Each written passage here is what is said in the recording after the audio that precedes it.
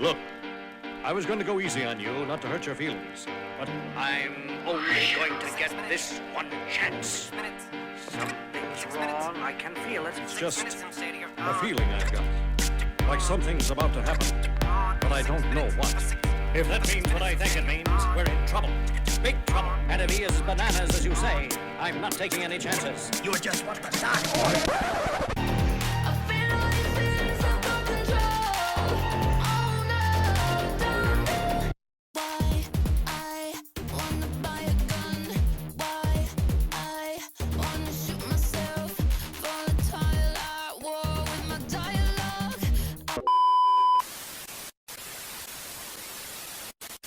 Now, the gun is loaded. Like, I haven't left my sitting position, you know?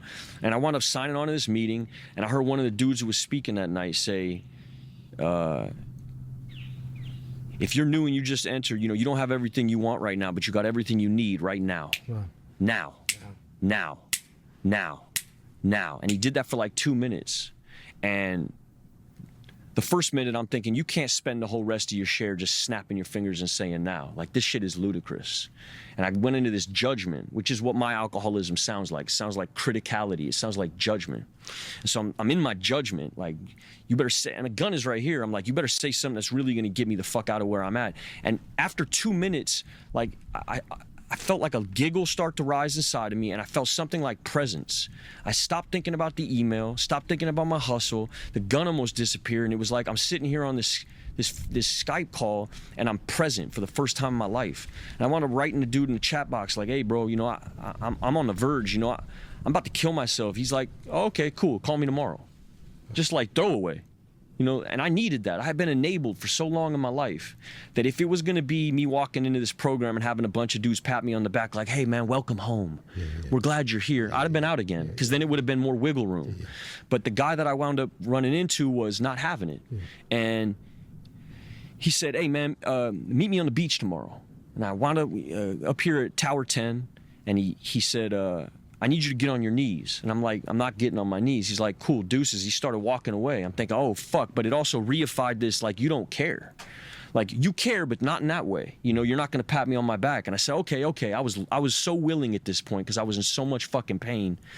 And he said, get on your knees. And I get on my knees. He gets on his knees with me. So right away, it's no longer like this power play. We're like collaborating in this. And he says, I need you to stop the waves. And I'm like, man, listen, this Dr. Quinn medicine woman version of this shit ain't gonna work with me. You know, like, I get how this goes. He's like, you're either gonna write what happens or you're gonna do a bunch of shit that you don't believe in so that your life changes. Because your issue is that you need to rationalize everything. And you're out of options, son.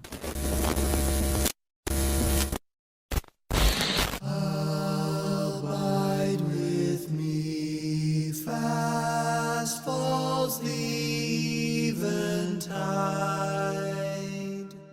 The darkness deepens, Lord, with me abide.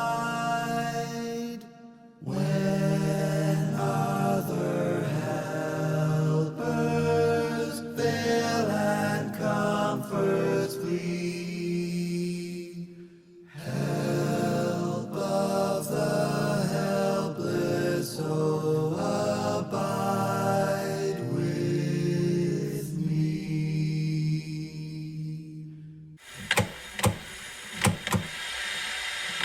Take it, Gandalf.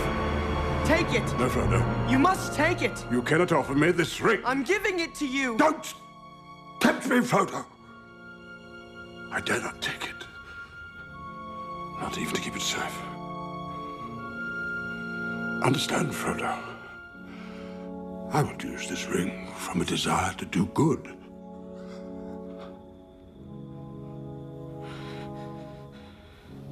But through me, it would wield a power too great and terrible to imagine. But it cannot stay in the Shire. No. No, it can't.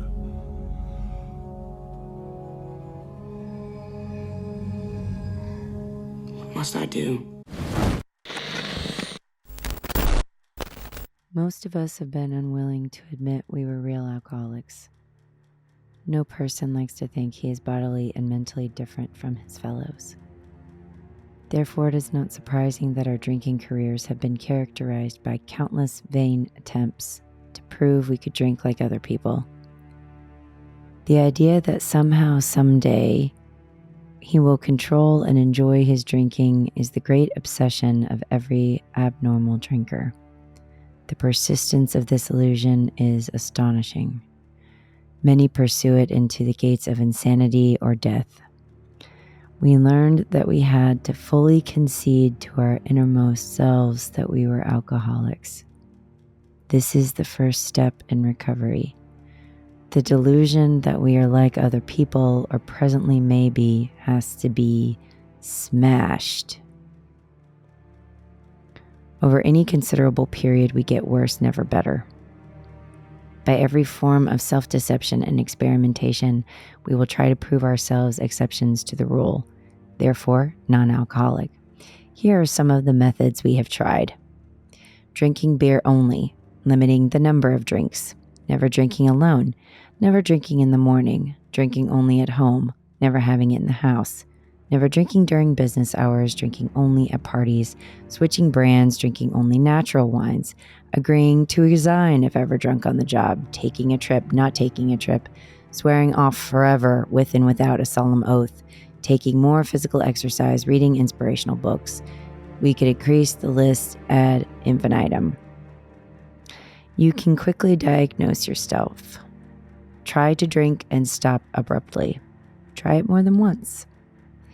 It will not take long for you to decide if you are honest with yourself about it. Few have desire to stop while there is still yet time. If we are planning to stop drinking, there must be no reservation of any kind, nor any lurking notion that someday we will be immune to alcohol. Most alcoholics have to be pretty badly mangled before they really commence to solve their problems. Hello, movie lovers. Welcome home. My name is Amy Hensarling, and you're listening to Watch This List. July 4th, 2025, this Friday, is my 2-year sober anniversary.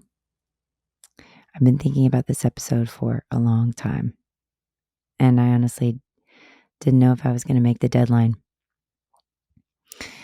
That introduction at the beginning is a sort of collage of a lot of things that meant something to me in the past 2 years. Rap God by Eminem, that introduction. Listening to Rap God especially reminds me of how I felt when I first started reading the 12 and 12, the 12 Steps and 12 Traditions books, and started working the steps, because it feels that just boldly articulate and like a divine inspired piece of art. I've always felt that way with Eminem, but the 12 and 12 is like that. The excerpt I just read for my introduction is from the Big Book, Chapter 3, which also has that same effect. I hear it and I know myself. I can identify myself. For maybe the first time. And then Charlie XCX with Sympathy is a Knife. She says, I feel all these feelings I can't control. That's what it feels like. And then saying that she wants to buy a gun and kill herself goes right into Shia LaBeouf. His interview with John Bernthal for Real Ones, saying he had a gun in his lap and he was going to kill himself. And then he talks to a guy in AA who ends up being his sponsor, who saves his life. And then Abide With Me from Midnight Mass. Mike Flanagan had that, and Hill House and Dr. Sleep, which were all part of my sobriety journey. And then the scene with Frodo and Gandalf resonates so much with me. I've never felt like Frodo because he's so pure and bright-eyed, and he struggles with the ring, but truly only because of the ring's power. It's not something within him, and Gandalf is the one that I see as the addict in the representation, because he knows that he cannot do good with it. He knows that he can't even hold it to keep it safe. He knows that it would create chaos and havoc through his power. So he can't even touch it. And that seems to me to feel more apt. For this series, The Phenomenon of Craving, I wanted to create it partly because I'm starting a new master's program in the fall to study to become a clinical mental health counselor with a concentration in addiction and recovery. And I felt that using the podcast as a sort of marker for my journey and what I'm going to be reading, what I'm going to be writing would be interesting. So I preemptively made this series because I have a sneaking suspicion that it's going to come in handy for what I want to express. The main film I'm going to focus on, though, is Flight, directed by Bob Zemeckis, starring Denzel Washington from 2012. And then I also rewatched Heaven Knows What, directed by the Safdies, and Shame by Steve McQueen, starring Michael Fassbender. All three of these, to me, are the absolute best depictions of craving. One with alcohol, one with heroin, and the other with sex addiction. And of course, all three of these have multiple addictions. I mean, Denzel Washington's character is what he describes as a crackhead and an alcoholic and probably a sex addict. And then Ariel Holmes's character in Heaven Knows What is a junkie, but also major love addiction going on and codependency. And then Shame, he is a drug addict and an alcoholic as well. There's not really anybody that I've ever talked to in the program who has remotely said that we are only alcoholics. We're basically addicted to more, addicted to anything that feels good, anything that provides relief. And I thought it would be interesting to get into some things that have helped me in this episode, particularly because I have realized in doing these solo episodes that they really are for me. They are me preaching to myself and putting a marker in time, as well as hopefully speaking to you.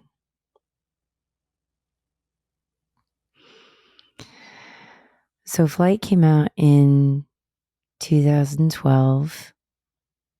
Bob Zemeckis' first live-action film in nearly a decade, and only his second R-rated one at that time. I watched a bunch of interviews with Zemeckis, who is not the most exciting person in the world to watch. I have noticed that a lot of different directors are very, very interesting and sort of dynamic.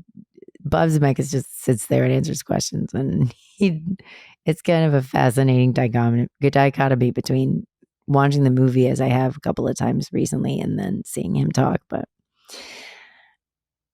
he was very, very moved by the script written by John Gaddens and he really wanted Denzel Washington to play it. Denzel loved the script as well, and so the trio of them is really the reason why the movie even existed at all. Gaddens had wanted to put that script into production for years and years and years, and finally got picked up.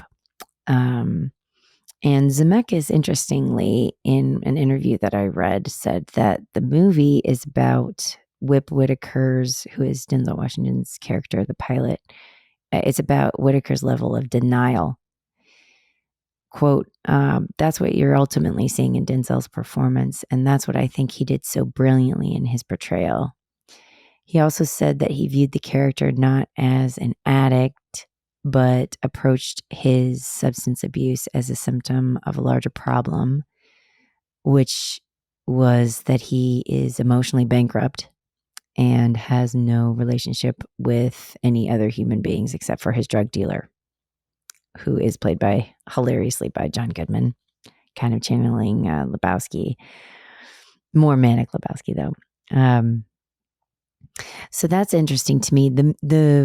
I think Flight, watching it as an alcoholic myself, particularly in that I am of the frame of mind now to recognize denial and not see this movie as hyperbole, as I know that some people have. Some of the complaints I read on Letterboxd were like that this was unrealistic and overly dramatic. I do not think it is. And I think that anyone who knows someone in this state towards perhaps the end of the progression would find it very accurate. But having it be first and foremost about denial is sort of what tipped me into wanting to cover this movie, because I've been reading a lot about what addiction is, what its goals are, and the neurochemistry behind it. And denial is one of those sort of cornerstones, as well as escape and recalibration. So Patrick Carnes, who wrote Gentle Path to the 12 Steps and is just a pioneer in sex addiction especially, said, quote, addiction is an illness of escape, of flight. It cripples the core ability to know what is real, our most essential skill. Addicts weave a string of rationalizations and delusions that make it impossible to cope with details like jobs or families. When escaping becomes habitual, we have a mental illness known as addiction. Evading reality, no matter the cost, we learn to split reality, to acknowledge parts of our lives, but disallow or deny problem areas. We have so much experience in distorting reality that we become comfortable with it. And then denial is a sort of confused state of thinking to avoid consequences, sort of a way to manage and explain chaos caused by that behavior. And then addicts use denial to protect their addiction that they believe they can't live without. I almost watched Flight again today with the sole purpose of counting how many times Whip uses denial statements. Like throughout the movie, he is just constantly saying, well, I can stop drinking whenever I want to. I don't drink that much. You should have seen my dad. Like this is nothing compared to what I did. And he literally believes these things. Like he has this meeting with Don Cheadle and Bruce Greenwood where they tell him basically like, you could go to jail for the rest of your life because some of these people died in the plane crash. And they know that you were on drugs and drinking. And from that meal, like I hadn't seen the movie until very recently. And when I watched the scene, I said to myself, he's about to go get a drink. And that's exactly what he did. He was in that meeting. He did hear what they were saying. he was like, no, the plane had a mechanical failure. He still knew, though, in his mind that he had drank on the plane, that he drank that morning, that he did cocaine in the morning, and he went straight to the bar. And he tried for like 5 seconds and then he drank. And I think to people who don't struggle with this, that seems absolutely unfathomable that someone could hear that and then that be the reply. But it makes so much sense because it's so correlated to pain and it's so associated with escape and relief from pain. I'm reading a book right now called In the Realm of Hungry Ghosts by Gabor Maté. It's excellent and mainly about drug addiction, but it really could apply to anything. He has a fantastic excerpt in the introduction that sort of gets at this in terms of understanding the reactive behavior of someone going from like a serious threat to their well-being to taking the substance immediately following. He says, people who feel good about themselves don't endanger their bodies. They hate the way they feel. They take drugs in order to stabilize their body. That is the desperation, the need to regulate one's body and mind to escape unbearable distress or unrest. It activates all addictions, substance related or not. I'm not going to ask you what you were addicted to, I often say to people, nor when, nor for how long. Only whatever your addictive focus, what did it offer you? What did you like about it? What in the short term did it give you that you craved? And universally, the answers are, it helped me escape emotional pain, helped me deal with stress, gave me peace of mind, a sense of connection with others, a sense of control. All drugs either soothe pain directly or distract from it. Hence my mantra, the first question is not why the addiction, but why the pain? Why the pain? And in Flight, it's literally giving us his pain the entire time. The pain of growing up in his household and having this unbearable pressure and then the pain with his ex-wife because of his drinking, that he lost her, the pain of his son hating him and not forgiving him for him being absent, the pain he causes from probably having a bunch of one-night stands with these people, and then obviously, ultimately in the flight, endangering the lives of everyone there, even though the entire film until the very end, he claims that the only reason that he landed it was because he was high. So I think it's perhaps not forgiving or empathetic so much as just factual to look at the behavior in the film through the lens of using highs to combat stress. Like, I cannot watch movies about addiction without trying to have the best framework possible in order to view the character, in order to see them. Because if it's solely just, moral failure, this is a terrible person, how could they treat other people this way? How could they steal from their best friend? How could they steal from their parents? Look at all these people around them who care about them and end up being screwed over.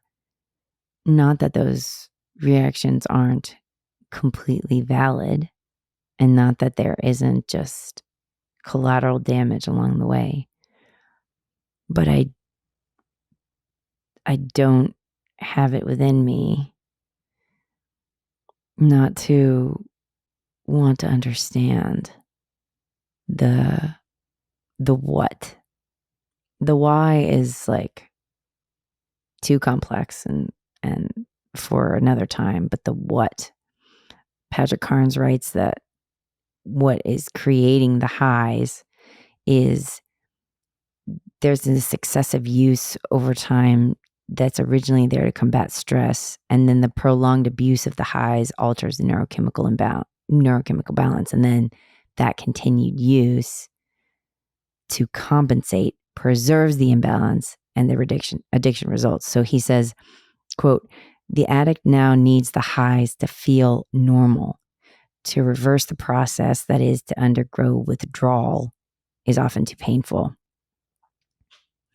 We use whatever the drug is to regulate our emotional lives and then become powerless over our choices. I think Allen Carr puts it really, really, really well, which is very succinct, that the whole business of addiction is like forcing yourself to wear tight shoes just to get the pleasure of taking them off. That's kind of that. His entire book about quitting smoking is fascinating because that is essentially what he's saying. You light up to get relief from the withdrawal that comes from the cigarette that was taken before. If you never have the cigarette prior, you do not need the relief. Just like I don't smoke, and so I don't need a cigarette in order to feel relief.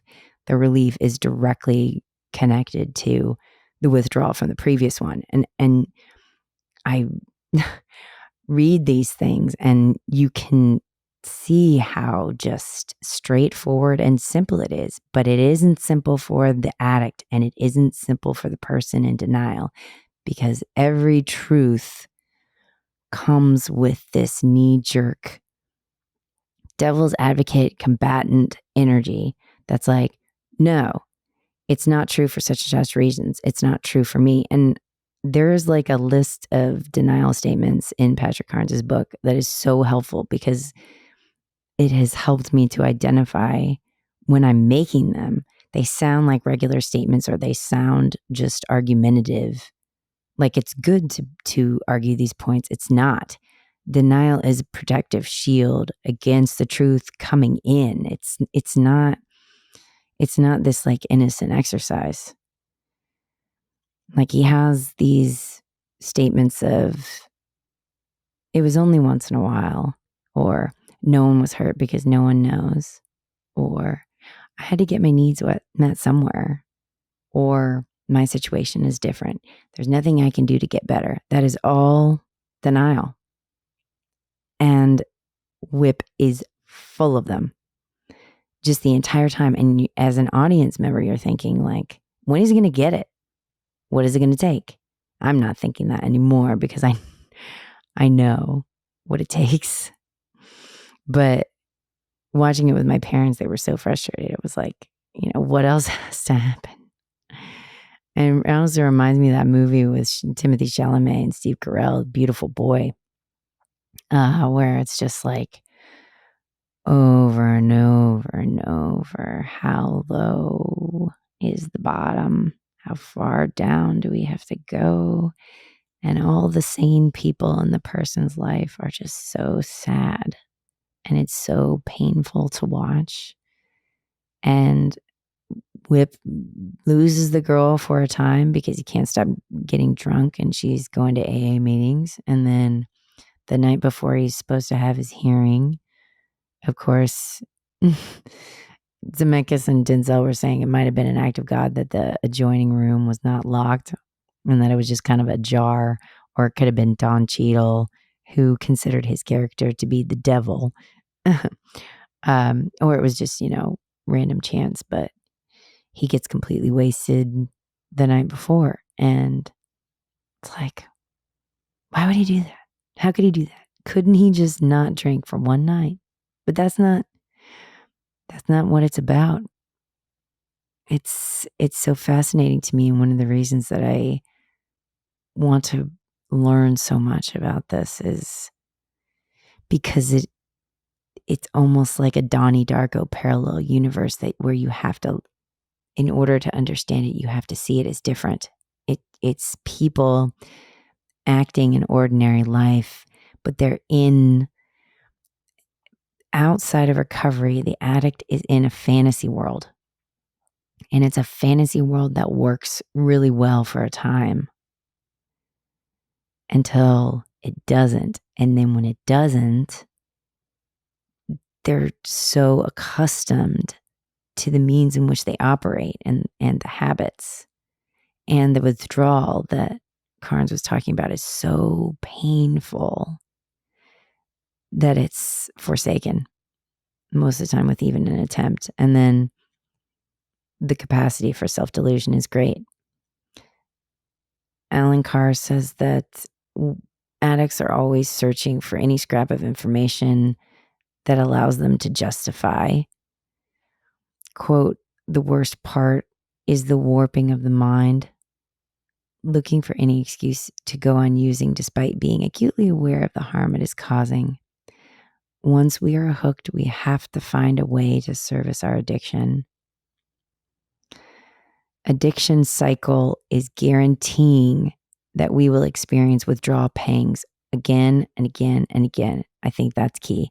As you go through life, it systematically robs you of your courage and your nerve. The more it ruins your courage, the more you come to rely on the drug to restore it. That idea of, like I said, that he's described smoking, of that any indulgence in addiction creates withdrawal pang again and again and again. It's basically ensuring that you're going to get that again and again and again. It's not ensuring that you'll get relief again and again. It's ensuring that you'll get withdrawal again and again. And literally the only way to stop the withdrawal is to stop the drug. And this literally happened to me. I quit drinking and I do not have withdrawal. And I did for a long time. And even after the effects of the substance physiologically, which is a long time, there is the mental obsession still. There's still my alcoholic thinking. I still have addict brain. I still have the voice in my head that tempts me and tries to sway me. But 2 years later, I do not have withdrawal pain. And that used to be the primary motivation to get me back. Like the headaches, those awful headaches in the morning or the headaches in the evening. It wasn't even so much being hungover as just that instant fix beckoning always. Just, you can feel better. You can feel better. It's like when Whip opens that fridge and it looks like this heavenly shining light in a casino almost. It's just like beautiful and romantic and like a siren that's calling out to him. You can feel better. You can feel better right now. Like, how can you resist? And that saying in AA of play the drink through, think is okay. Yes, it will work. It'll work right now. But what about tomorrow? And it's amazing how much personal work has to be done prior to even considering asking, what about tomorrow? I did not think that way for a long time. Like, who cares about tomorrow? I feel bad right now. I don't want to feel bad. I don't want to be here. I remember even like in high school that I would want to take Benadryl. Like I would say that, I had inflammation or whatever, allergic reactions, but really it was just to remove myself from being present. And Heaven Knows What is a really excellent example of this, of making it so that they literally are in these places that are really kind of desolate and yuck. And they're like in paradise in their minds. And the way that the Safdie brothers film it is pretty rough.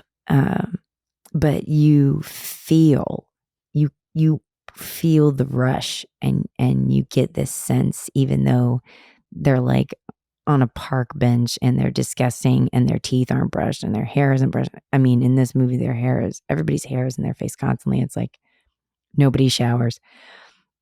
But you get this feeling of relief, like through osmosis, that you can feel what they feel and what they're after. And they don't want to look around and see where they are at all.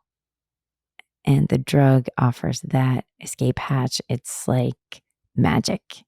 But of course, in heaven knows what, every time Harley shoots up, all she can think about as soon as she's done is when's the next one, when's the next one, when's the next one. And the entire movie is, how do I get the next one? Completely. It's almost beautiful in its sort of simplicity. It's so straightforward. This movie is about the next high. That's it. And that's why the movie ends where it ends, just in the middle of a regular conversation, and then the credits come up. Where else could it end? That's what their lives literally are. They are cheaters, they're liars, they steal, and there's almost this admirable shamelessness about it. In the realm of Hungry Ghosts, he writes about this, that he works at this hospital where there's this insane, raw pseudo-authenticity, because on the one hand, there's total dishonesty and a willingness to screw anybody over to get the drug. And then on the other hand, there's no BS involved, because that's all that they can do. That's all that their life's about. It's urgent, it's immediate, and it's boiled down to this one overwhelming need, and that just obliterates anything else. And it's tragic. But I see these films, and they're so resonant in that the human condition is this struggle, is this flailing, oftentimes autopilot default pull to just feel better, to do the right thing and feel better. And then addicts progressively get worse and worse, and their drug of choice always brings them down. There's no happy ending for the addict who is using. And it's amazing how that denial sets in. And I thought, no, it won't be me. I'm fine. I do not need help. I certainly do not need help from a higher power. I know who God is, and God has never been able to take me out of anything that I didn't want to do myself already, right? And the thing that finally gets Whip, the thing that finally makes him say, I'm drunk right now, I'm an alcoholic, is because he doesn't want to lie anymore. Or he puts it like, I had run out of lies. I had reached the end of my lifelong lying, and I couldn't tell another lie. For heaven knows what, they never get better. And then for shame, it's so sad. There's this glimmer of hope maybe at the very, very end, when he meets the woman again on the train, and he has this look of just total misery and despair, of like, God, will it ever end? No, it won't. And so he has to get off the train, and we don't know if he does or not. We don't know if he continues on, but there is at least this recognition. One of my counselors one time told me, I can't help anyone who isn't miserable. And that has stuck with me, that people do not seek help and do not get better if they aren't broken and if they haven't come to the end of themselves. Like I just read, as long as there is still time, then nothing is going to change. So Heaven Knows What to me is about unmanageability. My buddy on Letterboxd, Snowboard Junkie, said that it's really a story about surviving yourself at the worst possible you. And then Shame is about powerlessness. And then Flight is the film that supplies the solution, which is God help me. And she says, I'm sorry, what did you say? Speak louder. God help me. I said, God help me.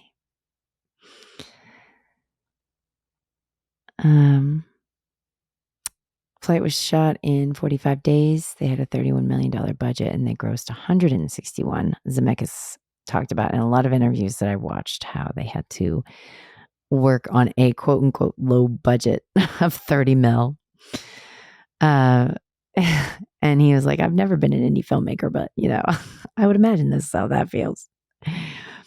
He had screenwriter John Gattens on the set every day.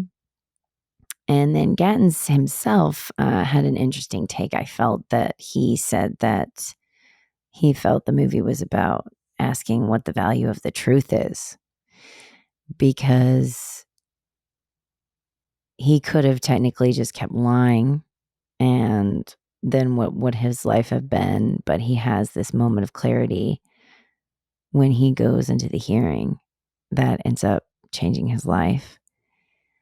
But both Zemeckis and Washington loved the script, and that's what sold them. One thing that struck me about the very end, when he is in prison and he's talking to his inmates, is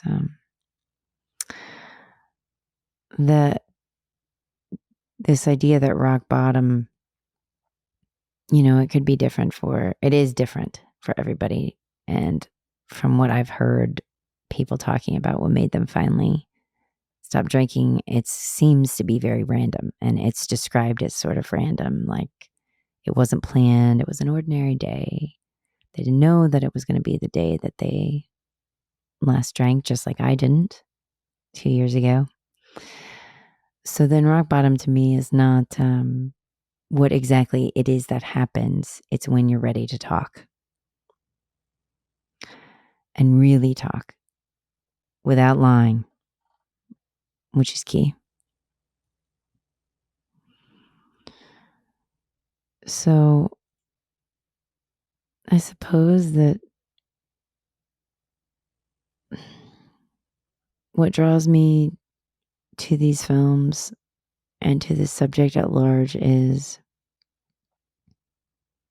sort of an inner pull where I resonate with these characters. And maybe it's also a bit that I want to resolve my own pain.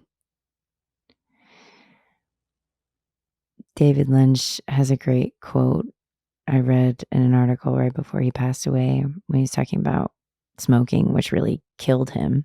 But he had a deep, deep love for smoking. It was not just a hobby. He described it as like the love of his life. And he has a quote about that the addict's deepest wish is that what they love is good for them. So then recovery becomes, how can I love what is actually good for me? First, in saying these things are actually bad.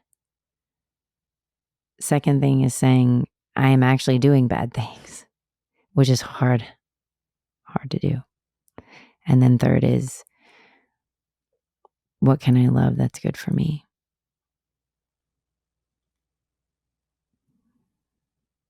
I wonder if we could ever stop fleeing. Like Flight is such a perfect title kind of like Castaway, which Zemeckis also did. There's like a double meaning there. But for Flight, it's also poignant, I think. And I feel like all three of these movies are so underappreciated and hidden gems that people may just say, oh, these are extreme examples. That's not me. I don't need to think about these things. My behavior is tame comparatively. What is tame behavior? I wonder. If you can't stop something that you've tried to stop multiple times, what is the pain telling you?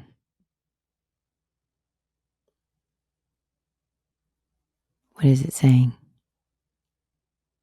Not why the addiction, why the pain?